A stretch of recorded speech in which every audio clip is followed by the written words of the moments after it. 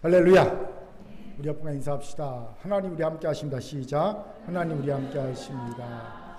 우리 웃으면서 얼굴 보며 인사합시다. 당신의 얼굴을 보니 하나님의 얼굴을 보는 것 같습니다. 시작. 당신의 얼굴을 보니 하나님의 얼굴을 보는 것 같습니다. 반갑습니다. 다저를 주목해 주시기 바랍니다. 지난주에 북중미 월드컵 2차 아시아 예선전에서 한국 축구 대표팀이 싱가포르 대표팀을요 무려 7대 0으로 대파했습니다. 7대 0입니다. 비록 약체 싱가포르와의 경기였지만 한마디로 압도적인 승리였지요. 저는 기도원에 있어서 생중계로는 보지 못했지만 나중에 편집한 영상을 봤는데요. 야, 압도적인 승리라는 것을 알겠더라고요. 보는데 모처럼 만에 가슴이 뻥 뚫렸습니다. 그때 이런 생각이 들었습니다. 우리 그리스도인들도 압도적인 승리를 했으면 좋겠다. 왜 이런 생각을 했을까요? 현실에 우리는 세상과의 싸움에서 압도적이기는커녕 승리조차 급급해하는 것이 엄연한 현실이기 때문입니다. 저는 주일 예배를 인도하기 위해 강대선에 설 때마다 이 사실 항상 느낍니다. 주일에 예배 드리러 오는 성도들의 모습을 보면 일주일 동안 세상에서 압도적인 승리를 한 이는 사실 찾아보기 어려워요. 대신 대부분의 모습은 처참한 패배 혹은 패배한 후의 모습입니다. 물론 간혹 겨우 승리한 성도의 모습도 있긴 합니다. 드물게 있습니다. 이러니 7대 0이라는 압도적인 승리를 한 축구 대표팀을 보면서 우리도 좀 압도적인 승리를 했으면 좋겠다라는 생각이 절로 들었던 것이죠. 부끄러운 고백이지만 사실 이런 압도적인 승리는 저 개인적으로나 우리 큰 교회적으로나 본 적이 언제였던가 싶을 정도로 너무 오래된 일이 되어버렸습니다. 저만 해도 부끄럽지만 사역 초기에는요 사실 압도적이었습니다. 말씀도 기도도 은사행함도 압도적이었지요. 그런데 이제는 압도적이지 못하다는 것을 스스로 인정해야 하지 않을까 싶습니다. 우리 큰교회도 마찬가지죠. 큰교회 간 때 청년부만 최소 50에서 최대 70명까지 활동했던 압도적인 때가 있었음을 교회 개척 멤버들은 잘 알 겁니다. 그때는요 찬양팀 멤버들이 너무 많아서 서울 예대 실용음악과 친구들이 너무 많아서 찬양 1부, 찬양팀 2부를 만들어서 2부 팀은 다른 교회 사역을 보내서 돈을 벌어오게 하자라는 농담도 했을 정도로 그런 적이 있었습니다.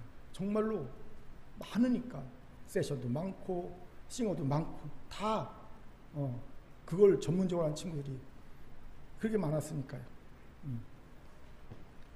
이뿐 아니라 저는 어디를 가든지 큰교회 리더들을 칭찬하기 바빴습니다. 정말 그랬습니다. 왜요? 우리 큰교회 리더들의 헌신과 충성은요 거의 압도적이기 때문이에요. 타 교회에서 볼 수 없을 정도의 압도적인 헌신과 충성을 보였었죠. 그런데 이제는 사정이 많이 달라졌습니다. 저 개인적으로도 그렇고 교회적으로도 이제는 압도적이지 못하는 것을 인정해야 함을 느낍니다. 이것이 저를 부끄럽게 했고요. 회개하겠습니다. 왜 압도적인 힘을 잃어버렸을까? 여기서 이런 질문이 생길 수 있어요. 목사님, 굳이 성도와 교회가 압도적일 필요가 있을까요? 세상에 군림해야 하는 것도 아닌데 그저 친구처럼 있으면 되지 않나요? 물론 저도 그런 생각을 하지 않은 것이 아닙니다. 하버드대 교수였던 하비콕스가 1970년대에 아주 유명한 책을 하나 써내죠. 하비콕스의 세속도시. 그가 주장한 바는 이겁니다. 이제 교회는 중세시대처럼 세상의 중심에 오연히 우뚝 서서 세상에 군림하는 존재가 되어서는 안 된다. 이제 교회는 세상의 외곽, 변두리로 나아가서 그 변두리에서 세상에서 낙오된 지치고 아픈 이들을 취하고 구원하는 교회가 성도가 되어야 한다라고 주장했습니다. 저는 그 하비콕스의 주장에 전적으로 동의합니다. 우리 예수님이 그러시지 않습니까? 그런데 문득 이런 생각이 들더라고요. 우리는 지금 치열한 전투 중이 아닌가. 세상의 변두리에서 세리와 죄인들의 친구를 자처하셨지만 예수님 언제나 압도적이지 않으셨는가. 어떻게 쓰면 예수님의 말씀을 들은 이들이 그 말씀의 권세가 서기관과 바리새인과 같지 않았다고 고백했겠습니까? 우리 같이 마태복음 7장 28절 29절 힘있게 읽어보겠습니다. 시작. 예수께서 이 말씀을 마치심에 무리들이 그 가르치심에 놀라니 이는 그 가르치신 것이 권위 있는 자와 같고 그들의 서기관들과 같지 아니함일러라. 아멘. 달랐다는 거예요. 압도적인 권위가 있었다는 겁니다. 그렇습니다. 우리는 비록 눈에 보이지 않지만 세상의 구원과 영혼의 구원을 두고 대적 사탄과 그 대적 사탄이 조종하는 세상과 치열한 전투를 벌이고 있습니다. 그렇기에 압도적이야지요. 전투에서는요 무조건 압도적이어야 합니다. 그래야 한 명이라도 더 구원할 수 있기 때문이지요. 또 세상의 변두리에서 세상에서 낙오된 자들의 친구가 되어야 하기에 압도적이면 되지 않는다는 생각은 맞지 않습니다. 도리어 예수님처럼 세상의 변두리에서 낙오된 이들의 친구가 되어야 하기에 더욱더 압도적인 능력이 필요함을 알아야 합니다. 그렇게 여전히 우리에게도 압도적인 힘이 필요하다는 거예요. 그리고 초대교회 성도들에게서는요 이런 압도적인 힘이 있었음을 우리가 보게 되죠. 믿음장 히브리서 11장에서 초대교회 성도들을 뭐라고 설명합니까? 11장 38절을 힘있게 읽겠습니다. 시작. 이런 사람은 세상이 감당하지 못하느니라. 그들이 광야와 산과 동굴과 토굴에 유리하였느니라. 아멘. 세상이 감당하지 못할 정도의 압도적이었다는 겁니다. 목숨을 걸고 예수를 믿었다는 거지요. 이러니 가난하고 못 배우고 노예들이 많았던 초대교회 성도들이 소아시아와 전 유럽을 복음으로 뒤덮을 수 있었던 것이 아니겠습니까? 가히 압도적인 모습이 아닐 수 없죠. 그런데 지금의 우리는 다르지요. 달라도 너무 다릅니다. 나약하기 그지없습니다. 왜 우리가 어쩌다가 압도적인 힘을 잃어버리고 말았을까요? 어떻게 하면 다시 잃어버린 이 압도적인 힘을 되찾을 수 있을까요? 이 질문이 기도원에 가 있는 내내 제 마음에 머물렀습니다. 바라기는 오늘 우리가 잃어버린 압도적인 힘을 되찾는 은혜가 있기를 주의 이름으로 축원합니다. 아멘. 자, 옆분과 웃으면서 인사합시다. 잃어버린 압도적인 힘을 되찾읍시다. 시작. 잃어버린 압도적인 힘을 되찾읍시다. 아멘. 이런 오늘 본문이 귀한 통찰을 주죠. 왜입니까? 오늘 본문에서 압도하신 하나님을 찬양하는 모습을 볼 수 있기 때문입니다. 같이 3절과 5절을 연이어 읽겠습니다. 3절입니다. 시작. 하나님께 아뢰기를 주의 일이 어찌 그리 어미하신지요. 주의 큰 권능으로 말미암아 제 원수가 주께 복종할 것이며. 5절입니다. 시작. 와서 하나님께서 행하신 것을 보라. 사람의 아들들에게 행하심이 어미하시도다. 아멘. 3절과 5절에서 주목할 단어가 있죠. 바로 어미라는 단어입니다. 히브리어 야레를 번역한 단어입니다. 기본 뜻이 뭐냐면요. 놀라다, 두려워하다, 정서적으로, 도덕적으로 경외하다라는 단어입니다. 그런데 독일어 성서수석은 이 단어에 대해 흥미로운 해석을 달고 있어요. 어떤 해석이냐면요. 어미하시다라는 구절을 압도하시도다라고 옮기면 가장 이 단어를 잘 표현할 수 있겠다라는 해설을 붙입니다. 야레라는 히브리어가 여러 한글로 번역되는데 그 중에서 압도하시다라는 단어로 옮기면 이 야레라는 히브리어를 가장 잘 표현할 수 있겠다라고 해설을 달고 있어요. 그렇습니다. 어미하신 하나님은 단지 두려우신 하나님이 아니라 압도하신 하나님입니다. 여기서 질문이 생기지요. 왜 하나님은 자신을 압도하신 하나님으로 나타내 보이고 계신 걸까요? 몇 가지 예를 추정하게 되죠. 첫째, 하나님의 권능을 세상에 알리시기 위해서라는 겁니다. 왜 여리고성 기생 라합이 하나님을 믿게 되고 여리고성 사람들이 이스라엘 보고 마음이 물처럼 녹았습니까? 홍해를 가르시고 그 백성을 광야에서 인도해 내신 하나님의 압도적인 구원 역사를 들었기 때문입니다. 아마 평범하게 홍해를 건넜다면 이 하나님의 소식이, 이 구원 역사가 기생 라합에게 들리지 않았을 겁니다. 당연히 여리고성 사람들도 그 마음이 물처럼 녹지 않았을 겁니다. 하나님이 구원의 권능을 보이시기 위해 압도적으로 행하신다는 거예요. 둘째, 하나님의 백성에게 깊이 각인되게 하시기 위해서라는 겁니다. 당연합니다. 압도적인 하나님의 역사는 평생 잊혀지지 않기 때문이죠. 구약에 보면 선지자들이 계속 이스라엘 백성들에게 출애굽의 하나님을 기억하라, 출애굽의 하나님을 기억하라고 출애굽의 하나님을 계속 강조합니다. 왜요? 너무나 압도적인 역사였기에 선지자들에게 잊혀지지 않는 거예요. 잊을 수 없는 겁니다. 각인된 거죠.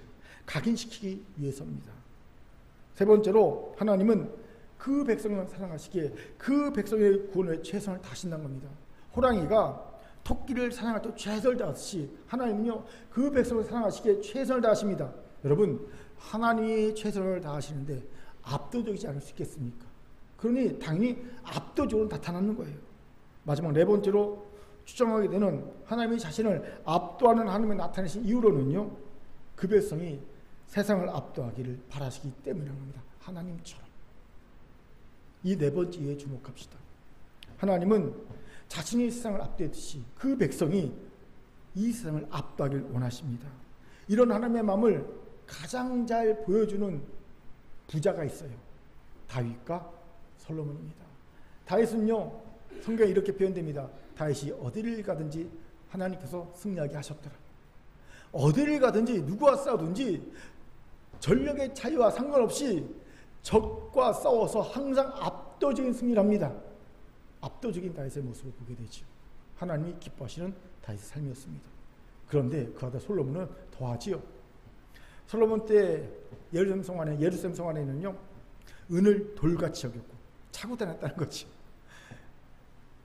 레바논 백향목을요 뽕나무처럼 집에서 아무나 심는 뽕나무처럼 여겼다는 겁니다. 그게 여기지 않았다는 겁니다. 부귀가 크게 당했다는 겁니다. 압도적인 부입니다.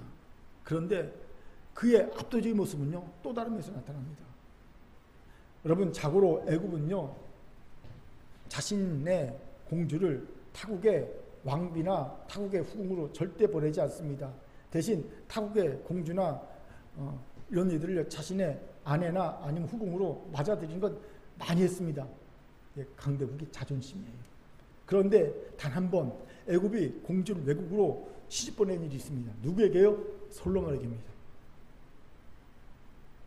이건요 당시 솔로몬이 애굽을 압도적으로 누리고 있었던 증거입니다. 하나님이 압도적인 모습을 그의 백성에게 보고 싶어 하신다는 강력한 증거가 아닐 수 없어요. 그러니 보세요. 솔로몬의 지혜와 명성과 부귀를 보기에 전 세계에서 은금 패물을 쌓아들고 사람들이 예루살렘 성을 모여들지 않겠습니까? 자, 질문이 생깁니다. 그럼 왜 하나님은 그의 백성이 세상을 압도하는 것을 보기 원하실까요? 중요한 이유가 있습니다. 세상이 압도하는 하나님의 백성을 보고 전혀 그럴 만한 존재가 아닌데도 불구하고 압도하는 그의 백성을 보고 하나님께 압도돼요. 하나님의 말씀을 듣기 위해 예루살렘 성전으로 모이도록 하기 위해서입니다. 그렇습니다. 하나님은 그의 백성이 잘 먹고 잘 살게 하기 위해 압도적인 삶을 허락하신 게 아닙니다. 대신 압도줄 수 없는 그의 백성이 압도적인 것을 보고 세상에 하나님을 경외하게 하고 하나님의 말씀을 듣고 구원받게 하기 위함이라는 겁니다. 솔로몬이 그 예를 보여주지 않습니까? 압도적인 솔로몬을 보고 전 세계에서 하나님을 경배하며 하나님이 설명해 주신 지혜와 부귀를 보기 위해 모여들지 않습니까? 그게 하나님이 압도적인 모습을 보여주신 예라는 겁니다. 그의 백성이 압도적을 원하시는 예라는 거예요. 그렇게 우리도 세상의 구원을 위해 압도적인 삶이 필요하다는 겁니다. 잃어버린 압도적인 삶의 능력을 회복해야 하는 이유이지요. 중요한 점은 어떻게 회복할까요? 어떻게? 오늘 본문이 이에 대한 귀한 통찰을 주시오. 같이 알아봅시다. 먼저는 우리가 먼저 하나님께 압도당해야 한다는 겁니다. 우리 3절을 힘있게 읽겠습니다. 같이 1절 시작. 하나님께 아뢰기를 주의 일이 어찌 그리 엄해하신지요. 주의 큰 권능으로 말미암아 주의 원수가 주께 복종할 것이며. 3절에서 우리는 하나님의 권능에 압도당하고 있는 신을 보게 됩니다. 그는 하나님의 일이 어찌 그리 어미하신지를 감탄하고 있지 않습니까? 와, 하나님 주의 일이 어찌 그렇게 어미하십니까? 주의 권능이 어찌 그리 어미하십니까? 감탄합니다.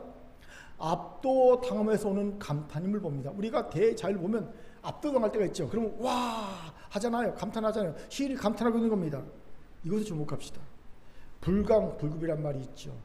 미치지 않으면 미칠 수 없다. 불강불급. 미쳐야지만 성공할 수 있다는 뜻입니다. 저는 이 말을 이렇게 바꾸어 생각합니다. 미치지 않고는 미치게 할 수 없다. 그렇습니다. 내가 뭔가에 미치지 않고 어떻게 누군가를 나처럼 미치게 할 수 있겠습니까? 내가 미쳐야 다른 사람도 나처럼 미치게 할 수 있는 겁니다. 사도 바울 보세요. 그럼 미친 자라는 소리를 총독 뱃속에 했습니다. 사도행전 26장 24절 같이 읽겠습니다. 시작. 바울이 이같이 변명하되 뱃소가 크게 소리내어 이르되 바울아 내가 미쳤도다. 내 많은 학문이 너를 미치게 한다 하니, 여기에서 왜 사도 바울이 위대한 전도자가 될 수 있었는지를 알게 되죠. 그는 복음에 미쳤기 때문입니다. 미쳐야 미치게 할 수 있다는 말이 진림을 보여준 예가 아닐 수 없죠. 미친 자가 되었으니, 복음에 미친 자가 되었으니 세상을 복음에 미치게 하는 겁니다. 마찬가지로 하나님께 압도당한 경험이 있어야 세상을 압도할 수 있는 자가 되는 겁니다. 바울이 다메섹 도상에서 부활하신 예수께 압도당했기에 세상을 압도한 이가 될 수 있었으니 말입니다. 여기에서 우리가 압도하지 못한 이유를 보지요. 우리는 하나님께 압도당한 경험이 거의 없습니다. 여러분, 압도당한다는 것은 무엇을 의미할까요? 단순히 경이로운 경험, 기적 같은 경험을 하는 것을 말할까요? 물론 그것도 포함됩니다. 저도 처음 예수님 만날 때 십자가가 갑자기 불덩이로 하더니 제 가슴으로 확 다가오는 그런 경이로운 압도적인 경험을 했습니다. 파고들더라고요. 십자가가, 불덩이가. 그런데 이런 종류만 압도당한다고 생각하면 오해입니다. 그럼요. 압도당하를 번역한 여러 번역본들을 보면 에워싸이다, 길을 펴지 못하다, 누르다, 괴롭게 하다 등으로 의역하고 있음을 봅니다. 즉 압도당하는 것은 단순히 경이로운 경험만이 아닌 하나님으로 인해 내가 감당 못할 고난에 에워싸이고 눌림을 당하면서 길을 펴지 못하고 괴롭을 당하는 상태도 의미하는 거라는 거예요. 그런데 우리 이런 경험이 별로 없습니다. 왜요? 그 전에 미꾸라지처럼 잘도 도망치기 때문입니다. 하나님으로 인해 압도당하기 전에 잘도 빠져 도망칩니다. 우리는 꼭 토끼처럼 삽니다. 토끼가 만일 사태를 대비해서 여러 개의 구멍을 파고 살지 않습니까? 그렇듯 우리는 하나님 외에 다른 비상구를 여러 개 들고 삽니다. 여차하면 이리로 도망치게. 하나님만 바라보고 하나님만 의지하지 않습니다. 토끼굴을 여러 개 파듯이 여러 개 파고 삽니다. 또 결정적으로 압도당할 기미만 조금만 보여도 절대 그 근처에는 가지도 않습니다. 그러니 압도당한 경험이 거의 없다는 거예요. 이러니 압도당한 경험은 우직하고 미련스럽게 주의 말씀대로 살려고 순종하는 자에게나 주어진 은혜가 되는 겁니다. 뻔히 죽을 자인 줄 알면서도 순종을 위해 그 자리를 갈 때 하나님은 거기에 압도당하는 은혜를 허락하심을 봅니다. 아무나 압도당하는 은혜를 당하는 게 아니에요. 죽을 자인 줄 알면서 순종하서 거기 가는 자에게 주시는 은혜는 거예요. 선지자 엘리야를 보십시오. 바알과 아세라 선지자 850명과 갈멜사에서 불의 시합을 할 때 그 자리는요 거의 99% 죽는 자리로 봐야 맞습니다. 바알과 아세라를 섬기는 아합 왕과 이세벨 왕비는요, 그리고 그가 후원하는 850명의 이방 선지자들은요 엘리야만 보면 잡아 죽이려고 일을 가고 있었거든요. 또 3년 반 동안 비가 내지 않아서 이스라엘 백성이 엄청난 고통을 당했거든요. 여러분 3년 반 비가 안 내렸습니다. 끔찍한 일입니다. 근데 그 모든 고통의 원흉을 누구라고 생각했습니까? 다 엘리야라고 생각했어요. 그러니 이스라엘 백성은요 엘리야만 보면 잡아 죽이려고 했을 겁니다. 그런 상황에 거기서 혼자 간다? 이건 거의 죽는 자리라고 봐야 합니다. 죽는 자리에 가는 걸로 봐야 합니다. 그런데 우직하게 그 자리에 가지요.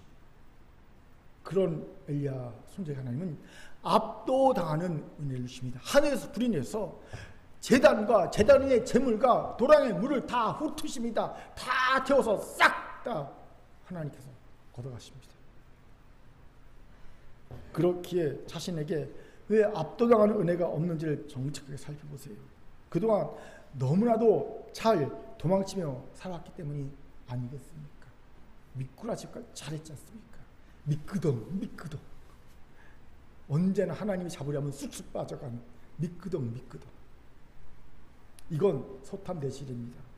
몸은 변할지 몰라도 결코 세상을 압도하는 그리스도인이 되지는 못합니다. 그렇게 이제 좀 우직하고 미련스럽게 보이더라도 좁은 길을 선택하세요. 비록 그 길이 광야길처럼 고난이 보이는 길이라도 묵묵히 걸어가세요. 그때 하나님은요, 그 광야길을 동산길로 만들어주신 놀라운 역사를 베푸실 겁니다. 제 말이 아닙니다. 이사야 41장 19절 20절에 있는 약속입니다. 거기 보면 광야를 통과해서 예루살렘을 도착하려는 이에게 하나님은 광야길 동산으로 만들어준다는 약속을 해주시고 계세요. 그리고 이런 하나님께 우리는 세상을 압도한 이런 하나님께 압도된 우리는 세상을 압도한 이가 될 수 있을 겁니다. 오순절 성령이 마가의 다락방에 숨어 지내던 제자들에게 임하셨잖아요. 그리고 제자들은 성령에 압도했습니다. 그러자 제자들이 어떻게 합니까? 숨어있던 다락방을 뛰쳐나가죠. 그리고 당시 오순절 절기를 맞아서 예루살렘에 온 수만 명의 사람들 앞에 우글거리는 유대인들 앞에 담대히 나갑니다. 외칩니다. 너희들이 십자가에 못 박아 죽인 그 예수가 바로 메시아, 하나님 보신 메시아 그리스도다 외칩니다.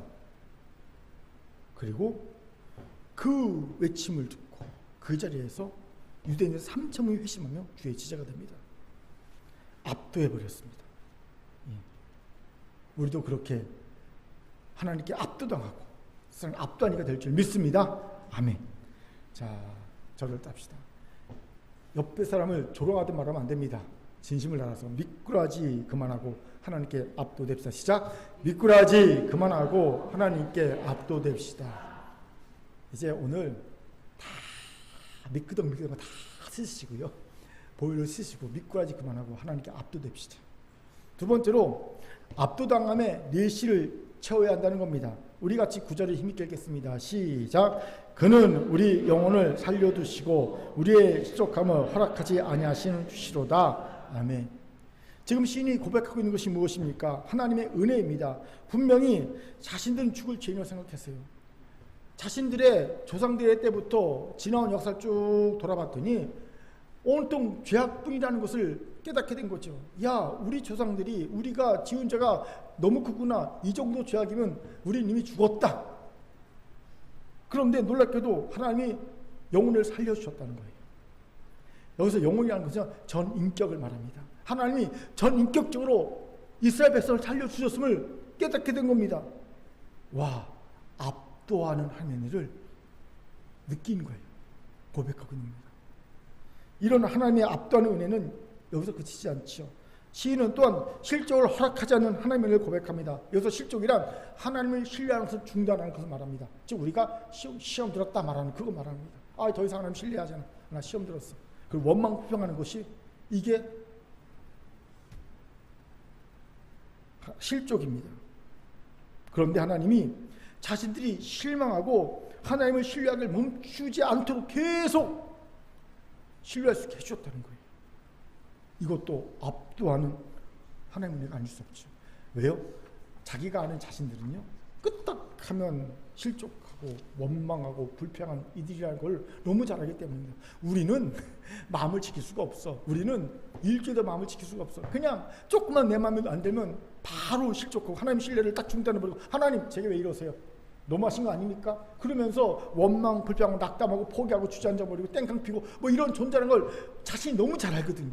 그런데 이게 웬일입니까? 이런 자신들을 하나님이 실족같이 계속 붙잡아 주시는 거예요. 계속 하나님을 신뢰할 수 있도록 계속 힘을 부어주시는 것을 경험하는 겁니다. 무슨 말입니까? 지금 시인은 하나님의 은혜에 압도당하고 있음을 고백하고 있는 거예요. 이것을 주목합시다.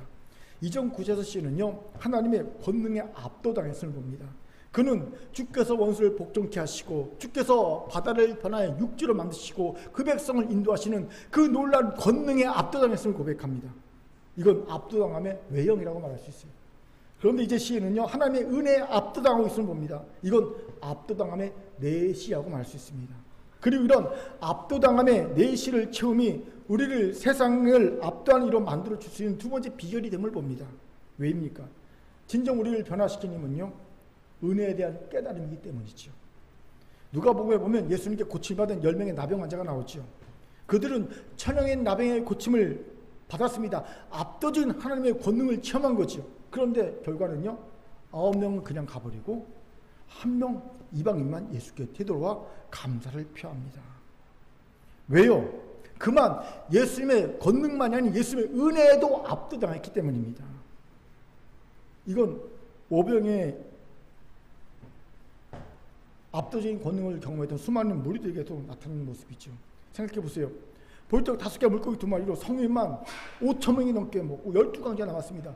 가히 압도적인 권능의 경험이죠. 그런데요, 얼마 뒤에 이 권능의 경험을 한, 압도적인 권능의 경험한 이들 중 대부분이 예수가 십자가에 못 박힐 때 예수를 십자가에 못 박고 저 도적 바라바를 살려고 외치는 무리로 돌변해버립니다. 왜요? 이들은 예수의 압도적인 권능만 경험했지 은혜를 경험하지 못한 거예요. 깨닫지 못한 겁니다. 하지만 권능만이 아닌 은혜에도 압도된 이는 다릅니다. 사도 바울이 왜 사도 바울이 되었습니까? 그는 권능과 함께 은혜에 압도된 경험이 있기 때문입니다. 그가 아는 신학적 지식으로는요, 자신과 같은 이는요 죽어 마땅합니다. 아니, 하나님을 만나기도 직전 죽어야 됩니다. 왜? 예수를 핍박했잖아요. 성도들을 잡아 죽였잖아요. 죄인의 괴수잖아요. 이 죄인의 괴수가 어떻게 살 수 있습니까? 하나님의 영광 앞에 당연히 죽어야 됩니다. 그런데 자기가 죽지 않았어요. 오히려 하나님은 자기를 죽이지 않으시고 더하여 자신 이방인의 사도로 세우셨습니다. 이해할 수 없는 거예요. 이걸 묵상하면서 사도 바울은요, 하나님의 압도적인 권능과 함께 압도적인 은혜를 깨닫게 됩니다. 대사도 바울이 된 결정적 이유죠. 하나님의 은혜에 압도되었기 때문입니다. 이것을 주목합시다. 세상을 압도하게 원합니까? 그렇다면 압도당함의 내실은 하나님의 은혜에 압도당하세요. 즉 은혜가 나를 압도하고 있음을 깨달으시 바랍니다. 부끄럽지만 저도 이런 경험이 있어요. 뭐 여러분이 대충 아시겠지만 저는 제 스스로 생각하기에 목회자와는 정말 안 어울리는 사람입니다. 일단요, 말이 빨라요. 많고요. 그리고 말보다 손과 발이 더 빠릅니다. 목회자는 좀 진중한 맛이 있어야 되잖아요. 말도 좀 느리고 말도 좀 빠르지 않고 손과 발이 좀 느리고 그래야지 진중한 맛이 있는데, 저는 말도 빠르고 말보다 손과 발이 더 빠르니까 실수가 많습니다. 이런 일을 들어보면서 얼마 전에 제가 깊게 결단한 것이 하나 있어요. 말수를 줄여야 되겠다. 웃잖아요. 잘 안 돼요. 말수를 줄이려고 노력하고 있는 거예요. 많이 줄이려고 애쓰고 있어요. 되도록이면 들은 말 10개면 하는 말은 5개. 이런 식으로 줄여가고 있습니다. 제가 직접 진심으로 깨달았기 때문에 변화되려고 노력하고 있는 거예요. 결정적으로 저는요, 이런 저를 보면서 야, 목회자에서 자격 미달의 성품을 갖고 있구나라고 생각합니다. 그렇게 저는 어느 하나님이 당장 야, 너 성품 미달 강대산 내려와, 그래도 할 말 없이 내려갈 수밖에 없는 존재임을 압니다. 그러면서 제가 오늘 이 자리에 설 수 있는 이유는요, 제게는요 압도적인 하나님의 은혜가 있기 때문입니다. 상상할 수 없는 압도적인 은혜가 저를 항상 두고 있습니다. 그래서 제가 여기에 있는 거예요. 많은 실수와 부족한 성품 때문에 이 자리에 있을 수 없는 자가 압도적인 하나님의 은혜가 저를 두르기 때문에 제가 항상 서서 말씀을 증거하는 겁니다. 이런 압도적인 은혜의 깨달음이 우리를 세우는 힘이 됨을 믿으시기 바랍니다. 그렇게 사랑하는 큰교회 성도 여러분, 압도당함의 내실을 채우세요. 압도적인 하나님의 은혜를 깨달으시기 바랍니다. 이를 위해 꼭 필요한 전제 조건이 있습니다. 내가 얼마나 큰 죄인인지 진심으로 깨달아는 거예요. 왜 우리가 압도적인 하나님의 은혜를 깨닫지 못하는지 아십니까? 자신이 얼마나 큰 죄인인지 깨닫지 못하고, 그래도 나는 세상사람과 비교하면, 그래도 나는 저 사람과 비교하면 좀 낫지 않아? 라는 착각을 하고 있기 때문입니다. 우리가 항상 그렇거든요. 야, 난 쟤보다 나. 이런 마음을 갖고 있거든요. 마치 자신은 탕자에 비해 큰형인 것처럼 착각하고 사는 겁니다. 혹은 자신은 포도원에 오전 9시에 주인에게 불림을 받아 하루 종일 일한 일꾼인 것처럼 착각하는 겁니다. 이런 이에게 하나님의 은혜가 압도적으로 느껴지지 않아요. 이런 이에는 하나님의 은혜는요, 그냥 당연한 은혜입니다. 내가 열심히 했으니까, 내가 괜찮으니까, 내가 큰아들이니까, 내가 오전 9시 열심히 일한 일꾼이니까 하나님이 주시는 은혜는 당연한 거 아니야? 당연하게 생각하고요, 어쩌면요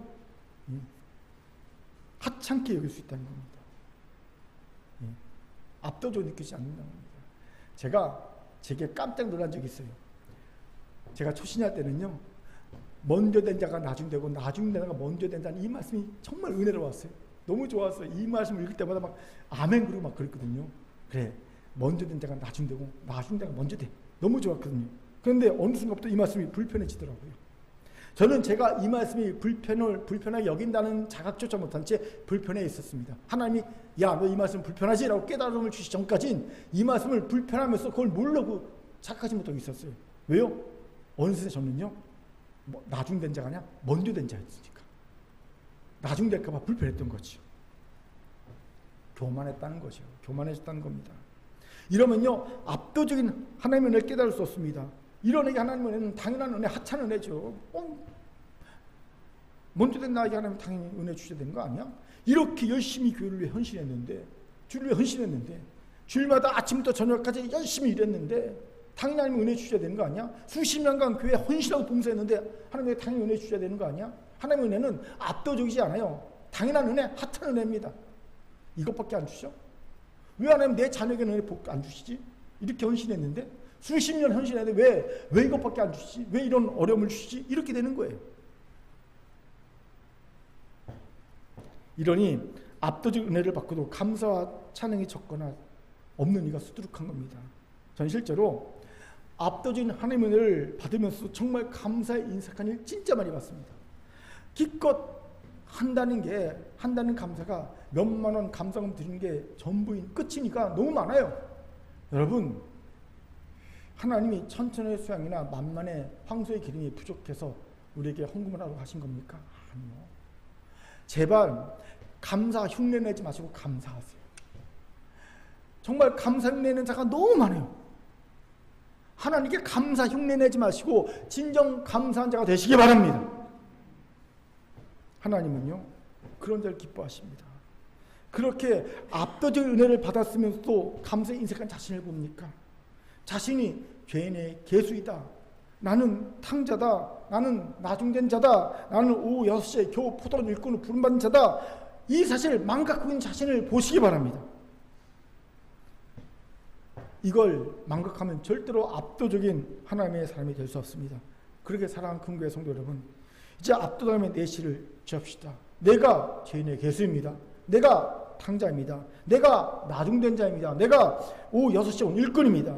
이 자각을 통해 하나님의 압도하신 은혜를 깊이 깨달을 수 있길 바랍니다. 아멘. 아멘.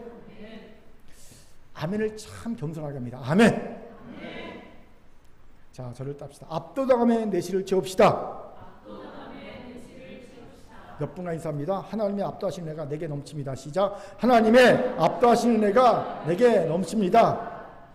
이걸 잘 모르겠으면요, 자신이 죄인이라는 고백이 없는 분이에요. 내가 죄인의 개수란 진짜 절절한 고백이 있으면요, 내가 지금 살아있는 것조차도 압도하신 은혜예요. 저는 아침마다 눈 뜰 때마다 내가 살아있다는 걸 깨달으면서요, 압도하신 은혜를 느끼거든요. 왜? 난 죄인의 개수인데 살아있잖아요. 숨을 쉬고 있잖아요. 이것보다 더 압도하신 은혜가 어디 있습니까? 그런데 내가 죄인의 개수를 모르니까 은혜를 쉬어도 은혜인지 모르는 겁니다. 감사가 없는 겁니다. 여러분, 살아있는 것 자체가 압도하심의 은혜입니다. 아멘. 세 번째로, 잃어버린 압도적인 삶의 은혜의 능력을 회복하기 위해 기도의 능력을 회복하라는 거예요. 우리 같이 보면 10절 읽겠습니다. 같이 읽죠. 시작. 내가 나의 입으로 그에게 부르시며 나의 혀로 높이 찬송하였도다. 아멘. 17절을 잘 보세요. 시인은 자신의 입으로 하나님께 부르셨습니다. 간구의 기도했다는 거예요. 그리고 곧 이어서 시인은 자신의 혀로 높이 하나님을 찬송했다고 말합니다. 부르짖어 간구의 기도를 한 것과 혀로 높이 하나님을 찬송한 것이 한 호흡에 이루어지고 있는 거예요. 즉, 하나님 도와주세요, 아멘, 할렐루야, 감사합니다, 이게 한 호흡에 이어진 거예요. 무슨 말입니까? 시인은 강구의 기도를 하자마자 자신의 기도가 응답되었음을 확실할 수 있다는 겁니다. 그러니 강구의 기도를 하자마자 하나님을 찬양한 거죠. 입을 열어 혀를 높이 들어 하나님을 찬양한 겁니다. 이것이 도전됩니다. 시인은 지금 기도의 능력이 잘하는 거예요. 그리고 이것이 바로 세상에 대해 압도적인 승리를 할 수 있는 세 번째 비결이 됨을 봅니다. 왜요? 기도야말로 우리 그리스도인이 가진 가장 강력한 무기이기 때문이죠. 기도는요, 전능하신 하나님의 손길을 움직일 수 있는 유일한 방법입니다. 기도하는 자는 하나님의 손길을 움직일 수 있어요. 그러니 강력한 무기죠. 그렇게 세상이 막 우리를 압도합니까? 우리가 세상을 압도해야 되는데 오히려 세상이 우리를 막 압도합니까? 나도 모르게 세상에게 에워싸이고 놀림을 당해서 길을 못 펴고 괴롭힘을 당하고 있습니까? 그렇다면 기도하세요. 상황이 역전되어 도리어 내가 세상을 압도하게 될 겁니다. 기도가 그걸 가능케 합니다. 미국에 가장 영향력 있는 크리스천 여성 베스트셀러 작가가 있어요. 스토미 오마샤라는 분인데 그의 저서가 기도의 용서라는 저서가 있어요. 그 책에서 이런 말합니다. 소개합니다. 상황이 아무리 절망스러울지라도 우리가 기도할 때 하나님은 그 상황을 바꿀 수 있는 능력을 공부해 주신다. 우리는 상황에 압도당할지 몰라도 하나님은 결코 그렇지 않으시다. 우리 눈에는 축구가 보이지 않을지 몰라도 하나님은 보고 계신다. 바로 그분 은혜에 우리는 변화를 일으킬 수 있다. 아멘. 그렇습니다. 우리는 상황에 압도당할 수 있습니다. 하지만 하나님은 압도하지 않습니다. 도리어 하나님은요, 우리가 상황을 압도할 수 있도록 길을 여시고 그 길로 인도하시는 분이십니다. 아멘. 그렇기에 기도의 능력을 회복한 자가 하나님의 전능의 손 힘입어 상황을 압도할 수 있습니다. 압도당했던 상황을 도리어 역전시켜 압도할 수 있게 되는 거예요. 여기에 우리 연약함이 있죠. 기도의 능력을 회복한 자가 드뭅니다. 제가 이번에 2박 3일 기도원을 다녀온 이유가 바로 여기에 있어요. 어느 날 갑자기 기도하기 너무 힘들어지는 거예요. 막 기도가 술술 나오는 게 아니라 막 쥐어짜야 되는 거예요. 쥐어짜야 나야 되는 거. 이건 문제가 있는 거거든요. 여러분, 기도는요, 술술 나와야 되지 쥐어짜다 넣으면 안 됩니다. 기도가 힘이 들면 안 되는데 막 힘들더라고요. 기도가 심각한 문제가 있다 싶으니까 이때는요, 모두가 다 올스톱하고 기도원에 가야 되는 거예요. 그래서 기도원 간 겁니다. 물론 다른 기도 제목도 있었지만 가장 근본적인 이유는 기도가 쥐어짜듯 나오는구나, 심각하다, 이 생각 때문에 간 거예요. 여러분 어떻습니까? 여러분은 기도의 능력이 회복되어 있습니까? 이것을 분별할 수 있는 방법이 있습니다. 먼저 시인처럼 기도한 것에 대한 빠른 확신이 생기는가 여부를 보는 겁니다. 기도하는 족적 응답에 대한 확신이 생긴다면 그는 기도의 능력을 회복한 자가 맞습니다. 하지만 기도는 하지만 도통 이게 응답되는 건지 아닌지 알 수가 없어. 의심스러워. 그러면 그는 기도의 능력을 회복해야 할 자임이 맞을 겁니다. 여러분 어디 있습니까? 회복했습니까? 회복할 자입니까? 두 번째로 기도 능력을 회복한 자는요, 기도한 시간이 그렇게 즐겁고 재미있을 수 없어요.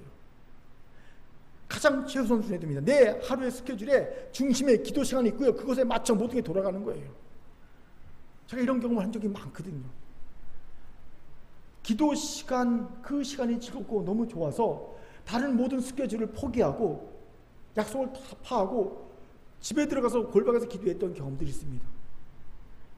또 군대에서는요, 새벽 기도 시간이 너무 좋아서 갔다 오면 분명히 1시간 동안 구타당하고 얼차례 받을 게 뻔했지만 그거 알면서 새벽 기도 계속 나가는 거야. 갔다 와서 1시간 동안 맞고 얼차례 당하고 그 다음날 또 갔다 와서 맞고 얼차례 당하고. 왜? 그래도 불구하고 기도 시간이 너무 좋으니까. 제가 요즘 회복하고 싶은 기도의 모습이에요. 그래, 내 삶의 중심에 기도 시간이 있고, 그걸 중심에 내 삶이 돌아갔으면 좋겠다. 이게 기도의 능력이 회복된 자의 모습입니다. 세 번째로, 기도의 능력을 회복한 자는요, 기도를 통해 하나님의 음성을 듣고요, 자기 뜻이 아닌 하나님의 뜻도 바뀌는 경험을 합니다. 기도는요, 내 소원을 간구한 시간이 아니라 하나님의 뜻에 순종하면 내 소원이 주의 뜻에 맞춰지는 시간이기 때문입니다. 저도 이런 경험 정말 많습니다. 아마 기도 한 번에 다 이런 경험이 있을 겁니다. 기도할 때는요, 이런저런 간구들이 잔뜩 있죠. 근데 막상 기도 시간에 딱 들어가면, 기도하면 그것들은 온데간데 사라지고 언제부턴가 전혀 다른 기도 제목으로 기도하는 나를 발견하게 될 때가 있죠. 내 뜻은 사라지고 하나님의 뜻만이 내 안에 가득 남을 때가 있습니다. 기도한 후에 내 안에 드는 것은요, 내가 하나님께 간구했던 것이 아니라 내가 내 모든 소원과 뜻이 하나님의 뜻과 소원과 뜻에 맞춰진 것을 깨닫게 됩니다. 내가 바뀐 거예요. 순종한 거예요. 복종한 거예요. 그게 진짜 기도거든요. 그리고 이게 기도의 권능을 회복한 된 자의 모습입니다. 나의 뜻이 하나님의 뜻으로 바뀌는 거. 이제 여러분 살펴보세요. 기도의 능력이 회복된 자입니까? 회복할 자입니까? 전자이길 바라지만 혹여 후자라면 기도의 능력을 회복하기 위해 기도하십시오. 아십시오. 기도의 능력을 회복하는 유일한 방법은 기도하는 겁니다. 기도에 대한 책을 백날 읽어봐도 기도의 능력이 회복되지 않습니다. 한국 사람들이 한국 기독교들이 제일 많이 읽는 책이 뭔지 아세요? 기도에 관한 책이래요. 근데 기도는 하지 않습니다. 백날 기도와에 대한 관한 책을 읽어도 기도 회복되지 않습니다. 기도의 회복은 기도해야 합니다. 그렇게 더 이상 기도에 대한 책을 읽는 것으로 기도를 회피하지 말고 기도하세요. 그래서 기도에 회복된 기도의 용사가 되시기 바랍니다. 이를 위해 새벽 기도를 회복하세요. 여러분, 적어도 주의 일꾼이라면 새벽 기도를 드려야 되지 않겠습니까?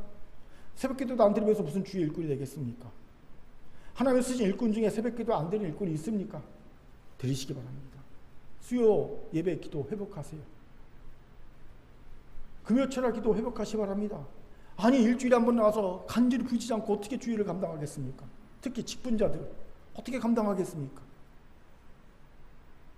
주중에 여러분 시간에 나와 여러분 시간에 맞춰 예배당에 나와 기도하는 거, 이 기도시 회복하시기 바랍니다.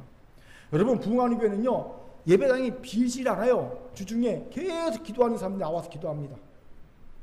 항상 음악 틀어놓고 24시간 이 예배당이 비질 않아요. 그런 교회가 부흥하더라고요. 30명 교회가 그러다 보니까 300명까지 가더라고요. 몇 년 안에. 항상 본당이 예배당이 기도하는 소리가 끊이지 않으니까. 24시간 찬양이 울리고 24시간 성도들이 와서 기도하니까 한 명, 두 명 계속 와서 기도하니까 30명이 300명으로 되더라고요.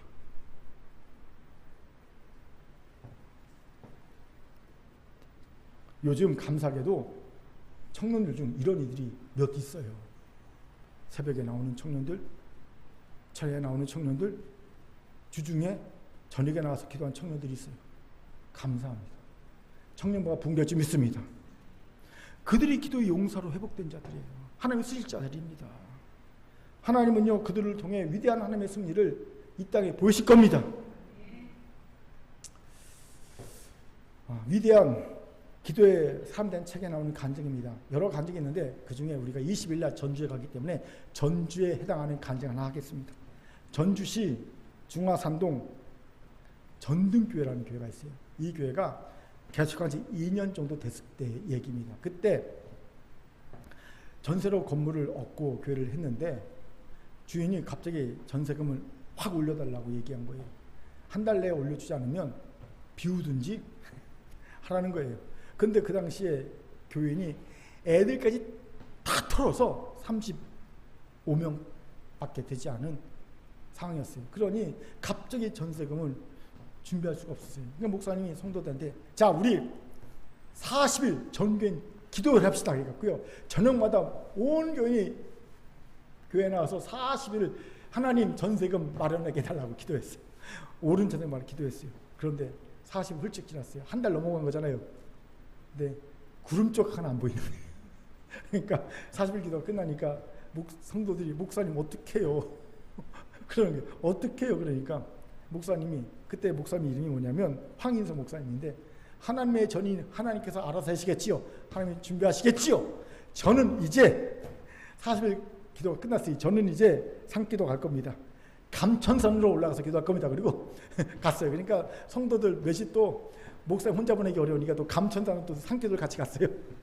열심히 기도하고 내려오는데 갑자기 목사님 눈에 바위 틈에 붉은 꽃이 이렇게 보여요. 근데 붉은 꽃이 하나님 미소 짓고 자기를 보는 것 같아.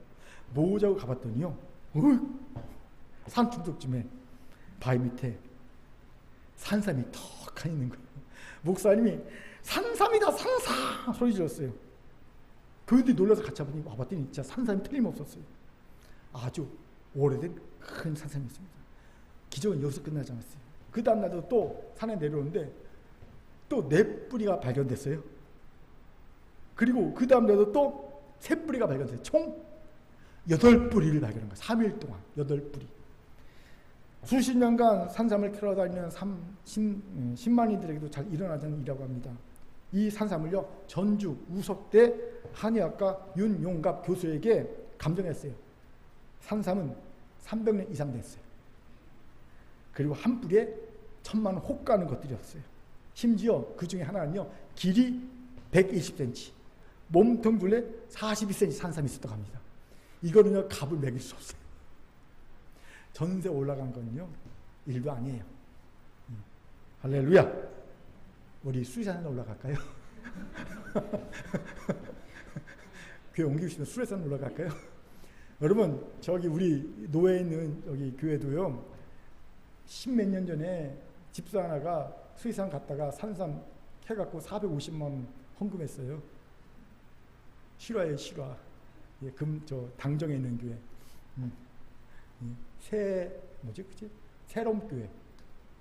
새롬교회 집사가 수리산 이렇게 산 올라갔다 등산하다가 산삼 캐갖고요, 450만 원인가 당시 그거 팔아갖고 헌금했어요. 건축헌금. 막 건축헌금 어려울 때였어요.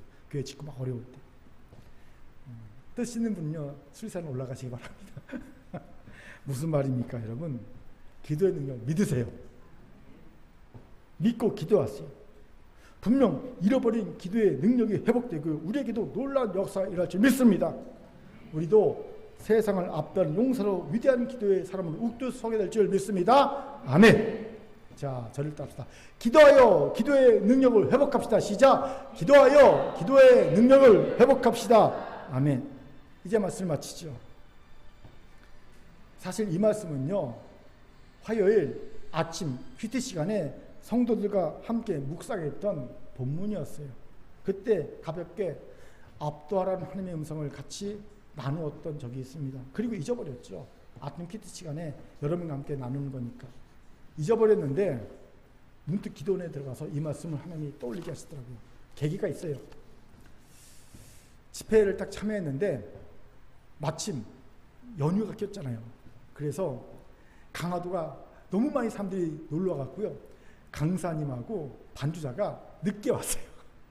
늦게 오니까 당황한 이 주최 측이 목사님 한 분이 갑자기 기타 하나 딱 메고 와서 반주자하고 강사 목사님이 늦게 오니까 우리 찬양합시다 그러더니 기타 하나 메고 막 찬양을 하는 거예요. 기타 메고 막 찬양하는데 은혜롭더라고요. 되게 신선했어요. 왜냐하면 우리가 보통 제가 보는 찬양은요, 대부분 다 이러거나 이렇게 찬양 잘하고 있네 이러거든요. 우리가 한 달에 한 번은 찬양 예배 보면 주로 이제 성가대 앞동만 찬양하고 뒤에 분들은 다 관람하잖아요. 그러잖아요, 그렇죠? 오늘도 어린이부터 찬양 막 할 때 뒤에 분들은 다 하고 딴짓하고 있잖아요. 찬양하지 않잖아요. 그런 모습이 익숙했는데 기도원에 기도하러 올라온 분들이라 그런지 기타 하나 메고 찬양을 인도하는 목사님이나 같이 찬양하는 이들이나 막 그냥 막 찬양하는데 되게 신선한 거예요. 도전되는 거예요. 그러면서 나도 저렇게 찬양했던 때가 있었는데, 우리 교회도 저렇게 뜨겁게 찬양했던 때가 있었는데, 막 불러 하면서 했던 때가 있었는데, 도전도 되면서요, 잃어버린 권세를 회복하고 싶다 라는 생각이 들었던 거예요. 그러면서 몇 주 전에 묵상했던 말씀이 탁 떠오르는 거예요. 압도적인 하나님의 능력을 찾아야 되겠구나. 그리고 기도 내내 그 말씀이 제 내리에 맴돌았던 거예요.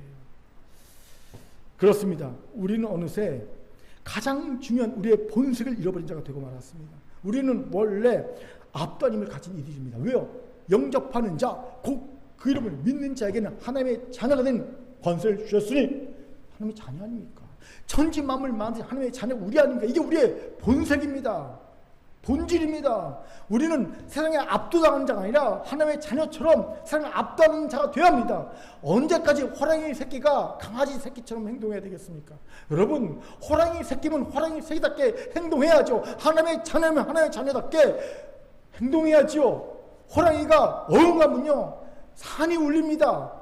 모든 산중 짐승들이 소리를 죽입니다. 숨을 죽입니다. 그게 호랑이 새끼입니다. 호랑이입니다. 하나님의 자녀라면요, 세상을 압도해야죠. 압도당하면 되겠습니까? 본질을 찾아야 됩니다. 본색을 되찾아야 합니다.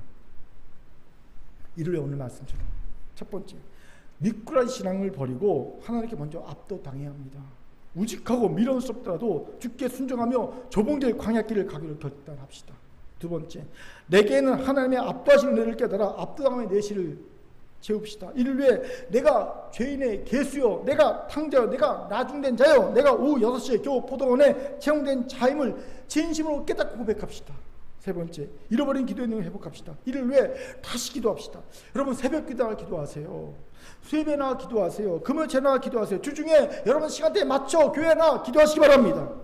이를 통해 우리 모두가 더 이상 세상에 쥐어 터지고 패배만 하는 패잔병이 아니라 겨우 승리하기에 벅찬 이들이 아니라 압도적으로 승리하여 압도적인 승리를 주신 하나님을 선포하고 이 하나님을 증거하며 세상을 구하는 압도적인 증인이 될 줄 믿습니다. 하나님의 주신 말씀이었습니다. 아멘. 기도합니다. 사랑과 자비 하나님, 하나님은 세상을 압도하셨습니다. 하나님의 자녀의 교회도 세상을 압도하기 원합니다. 하나님, 잃어버린 압도적인 권세, 능력, 은혜를 더하여 주옵소서. 감사드리며 예수님 이름으로 기도합니다. 아멘.